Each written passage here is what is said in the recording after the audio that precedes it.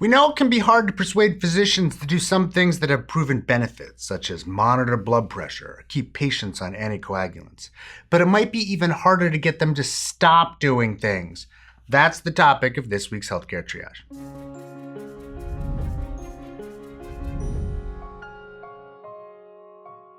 In May, a systematic review in JAMA Pediatrics looked at the medical literature related to overuse in pediatric care published in just 2016. The articles were ranked by the quality of the methods, the magnitude of potential harm to patients from overuse, and the potential number of children that might be harmed. In 2016 alone, studies were published that showed that we still recommend that children consume commercial rehydration drinks like Pedialyte, which cost more when their drink of choice would do just fine. We give antidepressants to children too often.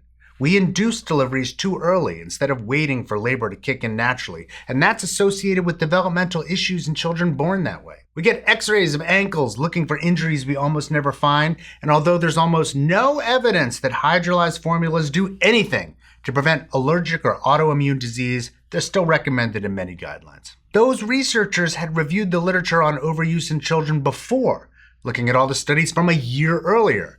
They modeled that work on a set of papers in JAMA Internal Medicine that looked at overuse in adults, the review of the literature published in 2015, 2014, and 2013. Overuse is rampant, and it can harm patients. By the end of the 20th century, for example, research seemed to indicate that we wanted to keep patients in the intensive care unit in a tight range of blood glucose levels. The evidence base for these recommendations came from observational studies that showed that patients with such tight control seemed less likely to develop adverse outcomes like infections or hyperglycemia, and they seemed more likely to survive. Researchers tested this recommendation prospectively in a randomized controlled trial in a surgical intensive care unit. The results, published in 2001, appeared to confirm the prior findings that tight glycemic control saved lives. The study wasn't perfect. It wasn't blinded, for instance, and there were downsides to the recommendations. About 5% of those who received the intensive therapy had severe hypoglycemia at least once. The mortality in the control group was higher than what might be expected. Finally, this was a study of mostly post-cardiac surgery patients, and it wasn't clear how widely the findings could be generalized. Nevertheless, this was a huge benefit, and given the severity of the population being treated, intensive care patients are usually very, very ill, many experts called for changes in treatment while further research was done. That larger work was published in 2009. That study randomly assigned more than 6,000 patients admitted to an intensive care unit for more than 3 days to either tight or traditional glucose control. This time, there was a significantly higher rate of death in the tight control group, 27.5% versus 24.9%, as well as much higher rates of severe hypoglycemia, 6.8% versus 0.5%. These findings applied to patients over all the subgroups, like surgical versus medical patients. In light of this, guidelines changed again.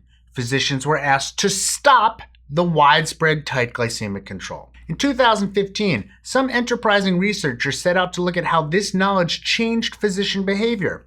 Beginning in 2001, they looked at how physicians adopted the recommendations to use tight glycemic control in patients admitted to intensive care units. Starting in 2009, they looked at how physicians absorbed new information telling them to stop. From 2001 through 2012, they analyzed data on more than 377,000 admissions to 113 intensive care units in 56 hospitals. Before the first trial was published in 2001, 17% of admissions used tight glycemic control. Beginning in that year, however, there was a slow but steady increase in its use. About 1.7% more patients were being treated with recommended practice each quarter. It's hard to change behavior, but over time, physicians did. By 2009, the use of tight glycemic control had increased to about 23%. Many might have hoped for more, but at least there was progress. Starting in 2009, however, remember, the reverse was recommended. Doctors were asked to stop. Tight glycemic control was associated not only with higher mortality, but also with more adverse events. That didn't happen. From 2009 through 2012, there was no decrease in tight glycemic control. The authors argued, and I'm quoting, that there is an urgent need to understand and promote the de-adoption of ineffective clinical practices. That is, of course, An understatement. Choosing Wisely, an initiative of the American Board of Internal Medicine Foundation, and we've talked about it before, is entirely focused on the identification of care that physicians routinely recommend but should not.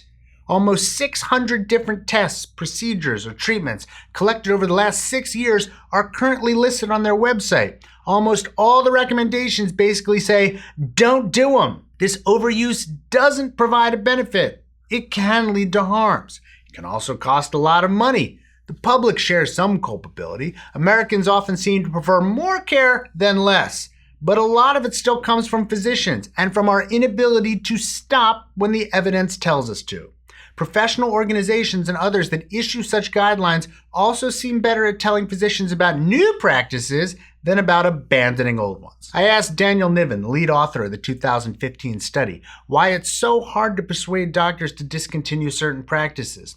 He said physicians have a hard time unlearning what they've learned, even when there's newer and better science available. He said, and I'm quoting, "Even if the new contradictory science is accepted, providers often struggle applying this information in their daily clinical practice. Not because they don't want to, but rather because they work within a system that doesn't adapt well to changing evidence." He also said doctors might need to be more thoughtful about prevention. Quoting him again, "We need to take a more cautious approach to technology adoption and learn from mistakes of early adoption of healthcare technologies based on little or low quality clinical evidence.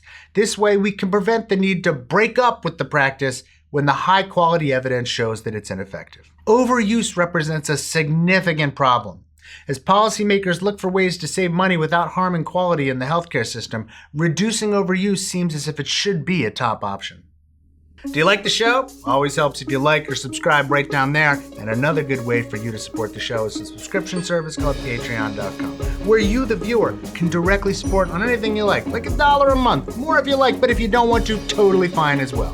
Go to patreon.com/healthcaretriage to see how you can help. We'd especially like to thank our research associates, Joe Sevitz, Crafty Geek, and Jonathan Dunn, and of course, our Surgeon Admiral Sam. As always, go to hctmerch.com to pick up good healthcare triage merch, and my book, The Bad Food Bible, still on sale in stores.